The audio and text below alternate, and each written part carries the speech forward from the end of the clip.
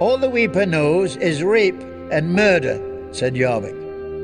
Once past the wall, the wildlings will have thrice our numbers, said Bowenmarsh. And that is only Tormund's band. Add the Weeper's men and those at Hardhome, and they will have the strength to end the Night's Watch in a single night.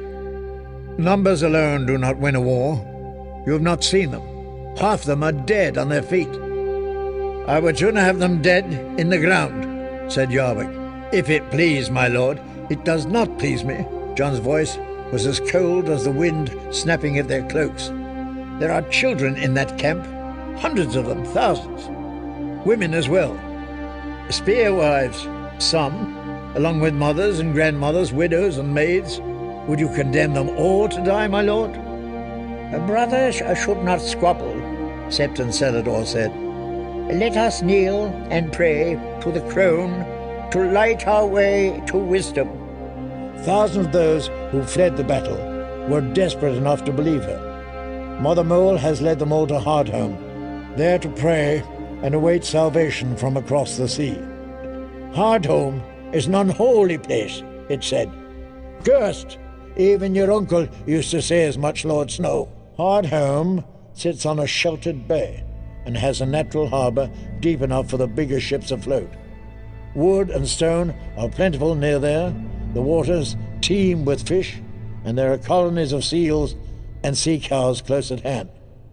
All that's true, I don't doubt, said Yarwick, but it's not a place I'd want to spend a night. You know the tale. He did.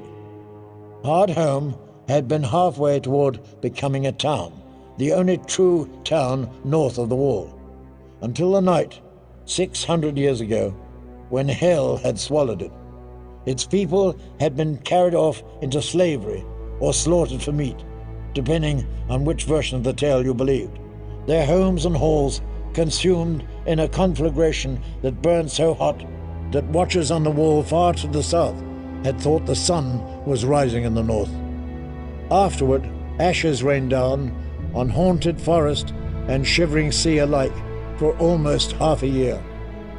Traders reported finding only nightmarish devastation where Hardhome had stood. A landscape of charred trees and burned bones, waters choked with swollen corpses, blood-chilling shrieks echoing from the cave mouths that pocked the great cliff that loomed above the settlement. 6 centuries had come and gone since that night, but Hardhome was still shunned. The wild had reclaimed the site, Jon had been told, but rangers claimed that the overgrown ruins were haunted by ghouls and demons and burning ghosts with an unhealthy taste for blood.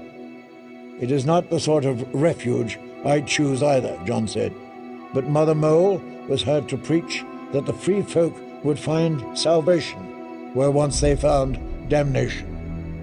Septon Celador pursed his lips. Salvation can be found only through the Seven. This witch has doomed them all. And saved the wall, mayhaps, said Bowenmarsh. These are enemies we speak of. Let them pray amongst the ruins, and if their gods send ships to carry them off to a better world, well and good. In this world I have no food to feed them. Jon flexed the fingers of his sword hand. Cutter Pike's galleys sail past Hardhome from time to time. He tells me there is no shelter there but the caves.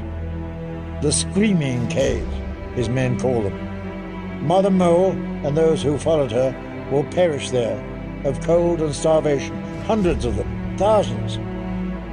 Thousands of enemies, thousands of wildlings, thousands of people, Jon thought. Men, women, children. Anger rose inside him, but when he spoke, his voice was quiet and cold. Are you so blind? Or is it that you do not wish to see? What do you think will happen when all these enemies are dead? Above the door, the raven muttered, Dead, dead, dead. Let me tell you what will happen, Jon said. The dead will rise again, in their hundreds and their thousands. They will rise as whites, with black hands and pale blue eyes, and they will come for us. He pushed himself to his feet, the fingers of his sword hand opening and closing. You have my leave to go. Septon Celador rose, grey-faced and sweating. Othel Yarwick stiffly. Bowen Marsh tight-lipped and pale. Thank you for your time, Lord Snow. They left without another word.